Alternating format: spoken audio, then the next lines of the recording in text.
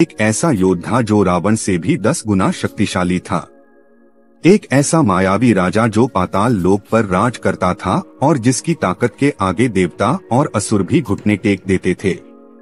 उसके सिर पर 20 सर्पों का मुकुट था। उसकी शक्तियां इतनी भयंकर थीं कि उसने पूरी वानर सेना को नींद में सुला दिया और भगवान राम और लक्ष्मण को बंदी बनाकर पाताल लोक ले गया। कौन था यह योद्धा? उसका जन्म कैसे हुआ और उसने अपनी अद्भुत शक्तियां कैसे पाईं? यह कहानी उस वीर की है जिसे इतिहास ने भुला दिया, लेकिन पाताल लोक के राजा अहिरावण की कथा हर रहस्य प्रेमी के लिए अनमोल है। आज आप जानेंगे रामायण की उन अनकही कहानियों के बारे में जो न तो वाल्मीकि रामायण में हैं और न रामचरितमानस में। और हाँ, वीडियो को लाइक जरूर करें क्योंकि ऐसा रहस्य आपने पहले कभी नहीं सुना होगा। चलिए कहानी शुरू करते हैं। सबसे पहले बात करते हैं अहिरावण के रहस्यमय जन्म के बारे में। अहिरावण का जन्म अपने आप में एक अद्भुत और रहस्यमय घटना है। रावण के कई पुत्र थे, लेकिन अहिरावण का जन्म सबसे विचित्र और चमत्कारिक था। मंदोदरी के गर्भ से जब अहिरावण का जन्म हुआ तो रावण खुद भयभीत हो गया। बालक के सिर पर 20 सर्प लिपटे हुए थे जो उसके जन्म को किसी दिव्य और अपशकुनी घटना का संकेत बना रहे थे। रावण को लगा कि यह बालक उसकी सत्ता और जीवन के लिए विनाशकारी साबित हो सकता है। अपने डर और सत्ता के मोह के कारण रावण ने निर्णय लिया कि इस बालक को खत्म कर दिया जाए। उसने अपने विश्वसनीय दूत स्वानानन को बुलाकर आदेश दिया कि इस बालक को कहीं दूर ले जाकर जमीन में गाड़ दिया जाए। दूत ने वैसा ही किया, लेकिन यहाँ एक असामान्य बात हुई। दफन होने के बाद भी बालक मरा नहीं। उसने मिट्टी खाकर खुद को जीवित रखा और धीरे धीरे जमीन से बाहर निकलने का प्रयास करता रहा। लगातार संघर्ष करते हुए यह बालक समुद्र के किनारे तक पहुंच गया। भूख और प्यास से व्याकुल वह अपने चारों ओर देख रहा था कि तभी वहां सिंहिका नामक असुरी महिला प्रकट हुई। सिंहिका कोई साधारण असुर नहीं थी। वह अपनी छाया पकड़ने की मायावी शक्ति से किसी भी जीव को खींच लेती थी और खा जाती थी। जब उसने इस असहाय बालक को देखा तो उसका हृदय पिघल गया। उसे बालक की मासूमियत में कुछ खास नजर आया और उसने उसे गोद ले लिया। सिंहिका ने इस बालक की देखभाल शुरू की। उसने उसे अपनी शक्तियों के बारे में बताया और उसे असुरों की परंपराओं के अनुसार प्रशिक्षित किया। बालक में शुरू से ही असाधारण शक्तियां थीं और सिंहिका के संरक्षण में वे शक्तियां और भी विकसित होती गईं। एक दिन असुरों के गुरु शुक्राचार्य सिंहिका के घर आए। जब उन्होंने इस बालक को देखा तो तुरंत अपनी दिव्य दृष्टि से उसकी पहचान कर ली। शुक्राचार्य ने सिंहिका को बताया कि यह बालक कोई साधारण असुर नहीं है, बल्कि रावण का पुत्र है जिसे जन्म के बाद त्याग दिया गया था। उन्होंने बालक को अहिरावण नाम दिया, जिसका अर्थ है सर्पों से युक्त रावण। जब अहिरावण को अपनी सच्चाई का पता चला तो उसके भीतर अद्भुत ऊर्जा और क्रोध का संचार हुआ। उसने ठान लिया कि वह अपनी खोई हुई पहचान को वापस हासिल करेगा। यह निर्णय उसे पाताल लोक की ओर ले गया, जहां उसकी शक्तियों ने एक नई ऊंचाई हासिल की। यहाँ से शुरू होती है अहिरावण की यात्रा, एक ऐसा योद्धा बनने की जिसने पाताल लोक पर अपना साम्राज्य स्थापित किया और जिसे हराना लगभग असंभव था। पाताल लोक में प्रवेश के साथ ही अहिरावण की असाधारण शक्तियां जागृत होने लगीं। उसने अपने प्रशिक्षण और साधना को एक नए स्तर पर ले जाना शुरू किया। पाताल लोक के तीसरे स्तर, जिसे पितल कहा जाता है, में सोने की भव्य नगरी थी। यहाँ अहिरावण ने अपने अद्भुत पराक्रम और बुद्धिमत्ता से अपना प्रभुत्व स्थापित कर लिया। पितल नगरी के निवासी उसकी शक्तियों और साहस के आगे नतमस्तक हो गए। एक अहिरावण ने गुरु शुक्राचार्य और अन्य असुर गुरुओं के मार्गदर्शन में गहन तप और साधना शुरू की। उसने महामाया देवी की आराधना की, जो उसकी कुलदेवी मानी जाती थीं। उसकी आराधना इतनी गहन थी कि देवी स्वयं उससे प्रसन्न होकर उसे अमोघ शक्तियों का आशीर्वाद देने आईं। देवी ने उसे मंत्रबल और मायावी शक्ति का वरदान दिया, जिससे वह किसी को भी अपनी माया से भ्रमित कर सकता था। 2 अहिरावण की तपस्या से प्रसन्न होकर ब्रह्मा जी ने उसे वरदान दिया कि न तो कोई देवता न कोई असुर और न ही कोई साधारण मानव उसे मार सकता है। यह वरदान उसे लगभग अजेय बना देता था।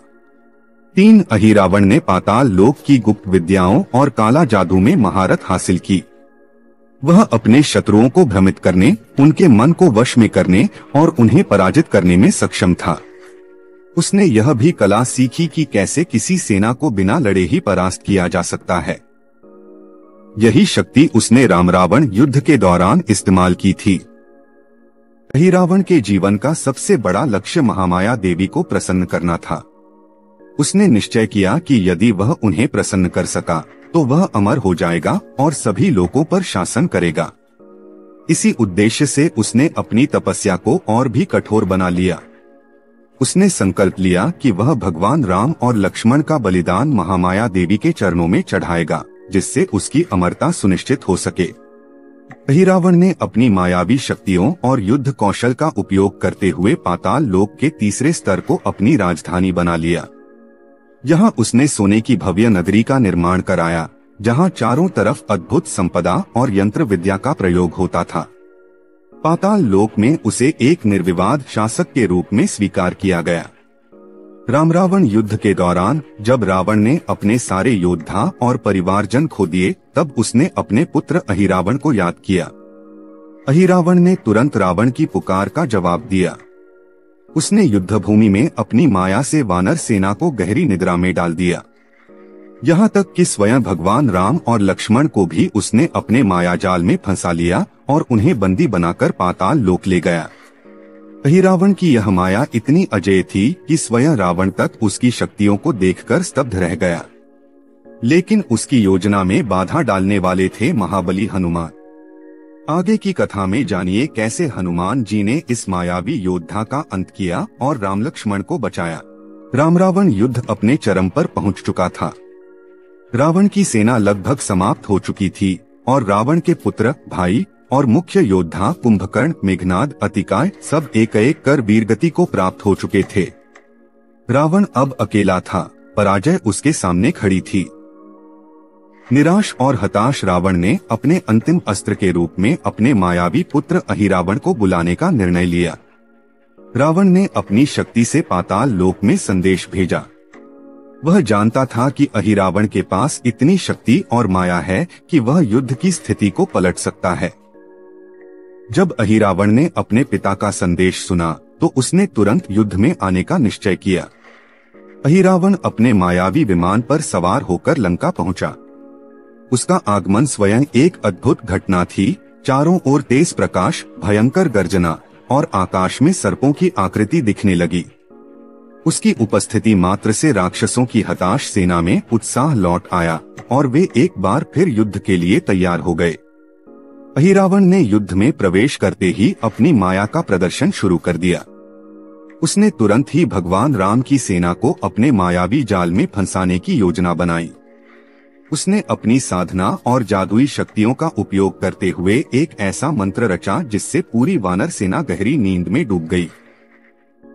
अहिरावण की सबसे बड़ी उपलब्धि यह थी कि उसने भगवान राम और लक्ष्मण को भी अपने मायाजाल में फंसा लिया। वह रात के अंधेरे में गुपचुप तरीके से युद्ध भूमि पर आया और श्री राम तथा लक्ष्मण को बंदी बनाकर पाताल लोक ले गया।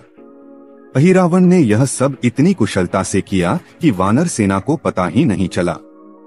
अहिरावण राम और लक्ष्मण को लेकर पाताल लोक के अपने भव्य महल में पहुंचा। उसने वहां महामाया देवी के लिए एक भव्य यज्ञ का आयोजन किया। उसकी योजना थी कि राम और लक्ष्मण की बलि चढ़ाकर महामाया देवी को प्रसन्न करे और अमरता का वरदान प्राप्त करे। यज्ञ स्थल भव्य और भयानक था। चारों ओर मंत्रोच्चार गूंज रहे थे। बलि की वेदी को सोने और सर्पों से सजाया गया था। अहिरावण ने अपने शत्रुओं को खत्म करने और अपनी शक्तियों को सर्वोच्च स्तर पर ले जाने का निश्चय कर लिया था। इसी बीच वानर सेना के शूरवीर हनुमान जी को यह बात पता चल गई कि राम और लक्ष्मण को पाताल लोक ले जाया गया है। वे तुरंत ही पाताल लोक की ओर रवाना हुए। हनुमान जी ने न केवल पाताल लोक का मार्ग ढूंढा बल्कि अहिरावण की माया को भी चुनौती देने का निश्चय किया। हनुमान जी ने पाताल लोक में प्रवेश करते ही अहिरावण के मायावी जाल को तोड़ना शुरू किया। उन्होंने अपनी बुद्धि और शक्ति का उपयोग करते हुए पाताल लोक के संरक्षक राक्षसों को हराया और यज्ञ स्थल तक पहुंच गए। अब पाताल लोक में राम और लक्ष्मण को बचाने और अहिरावण को हराने का सबसे बड़ा युद्ध शुरू होने वाला था। एक और मायावी अहिरावण था जिसके पास अमोघ शक्तियां और ब्रह्मा जी का वरदान था, तो दूसरी ओर महाबली हनुमान जिनके साहस और भक्ति की शक्ति अजेय थी। हनुमान जी को यह बात पता चली कि अहिरावण को हराना इतना आसान नहीं है, क्योंकि उसे ब्रह्मा जी का वरदान प्राप्त था। वरदान के अनुसार कोई भी देवता या असुर उसे नहीं मार सकता।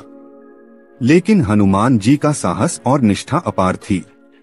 उन्होंने न केवल अहिरावण को हराने की योजना बनाई, बल्कि पाताल लोक की गहरी गुफाओं में प्रवेश करने के लिए अपने अद्भुत बल का उपयोग किया। अहिरावण ने अपनी शक्ति का भरपूर उपयोग किया, लेकिन हनुमान जी के सामने उसकी कोई चलने नहीं पाई। दोनों के बीच भयंकर युद्ध हुआ। अंत में हनुमान जी ने अपनी बुद्धि और शक्ति से अहिरावण को हराया। एक अद्भुत तरीके से हनुमान जी ने अहिरावण के द्वारा किए गए सभी जादुई हमलों को नष्ट किया और उसे हराया, और भगवान राम और लक्ष्मण को पाताल लोक से मुक्त करा लिया। हनुमान जी की यह वीरता केवल शक्ति और साहस का प्रतीक नहीं है, बल्कि यह भी दर्शाती है कि भगवान का भक्त अपनी निष्ठा और विश्वास से किसी भी संकट को दूर कर सकता है। इस अद्भुत कथा ने हमें यह सिखाया कि संकट चाहे जितना भी बड़ा क्यों न हो, अगर हमारे साथ भगवान का आशीर्वाद हो तो हम उसे पार कर सकते हैं। वीडियो अच्छा लगा हो तो इसे लाइक और शेयर करें।